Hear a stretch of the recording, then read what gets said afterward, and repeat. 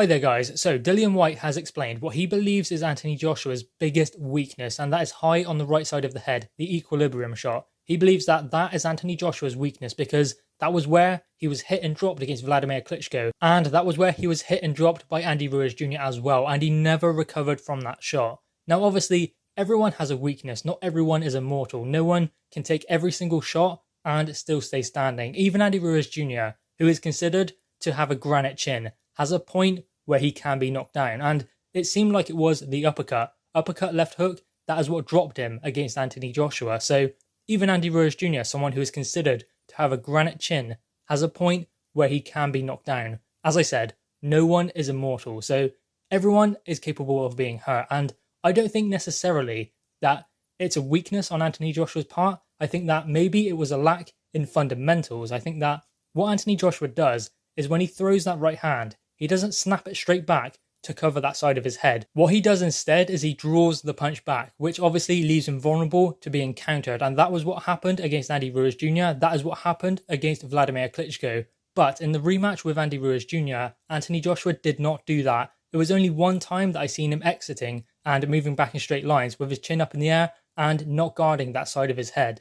And after that, he didn't do it again. So as I said, it's not necessarily just a weakness on Anthony Joshua's part. Everyone is going to be weak to being hit in that part of the head. It's not necessarily a weakness. It's more like a lack in that fundamental of bringing his hand straight back to cover that side of his head instead of drawing the punch back. Because obviously when you're drawing it back and rolling it like he does, that is when you are leaving yourself vulnerable. The ideal thing to do is to throw the punch, snap that straight back to be guarding your head. And that is what Anthony Joshua was not doing against Andy Ruiz Jr. And he didn't do it against Vladimir Klitschko, and it cost him. So ultimately, it's just a fundamental thing. He needs to make sure that he is guarding that side of his head and make sure he is thinking about what is coming back. Because let's be real, against Andy Ruiz Jr., he wasn't worried about what was coming back. He was only thinking about knocking him out. And when he dropped him, he thought, perfect, this is great. My American debut, he's gone down, let's finish him. Let's rush in, I'm not bothered about what's coming back because he can't hurt me. And that is what cost him, that kind of mindset. And as I said, not making sure he is tucking up after throwing his shots because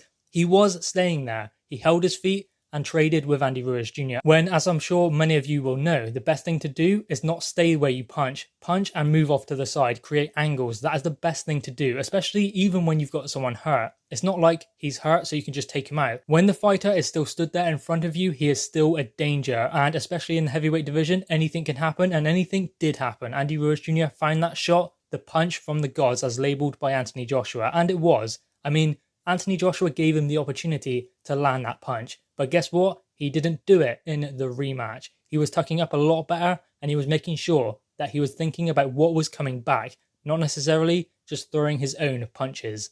So while yes, it could be considered a vulnerability of Anthony Joshua, that side of the head, but it's the equilibrium shot. Everyone is vulnerable to it. It's just whether you know how to guard from it and know how to tuck up after throwing your own punches and think about what is coming back, because Dillian Whyte himself got hit with a shot very similar to that on the other side of the head by Anthony Joshua in their fight, and that led to the stoppage. Dillian Whyte was hurt anyway, but he came in and Anthony Joshua threw a right hook. It landed high on the head and it completely scrambled the senses of Dillian Whyte and scrambled his equilibrium, and then, I mean, he done well to hang on for as long as he did. It showed the heart of Dillian Whyte, but ultimately he was too far gone and he could not recover from that punch. But again, to be honest, you have to give Dillian Whyte credit. After taking that punch, he done everything he could to hold on and try and stay in there, when many fighters would have folded. But as I said, it's that equilibrium shot, it's high on the head, that many fighters really struggle to recover after being hit in that part of the head. But anyway guys, what are your thoughts on this? Dillian Whyte believes that Andy Ruiz Jr. has exposed the weakness of Anthony Joshua, and it is high on that right side of the head, the equilibrium shot. Guys, anyway, drop your thoughts in the comments below, click your thumbs up and subscribe if you are new. Thanks guys.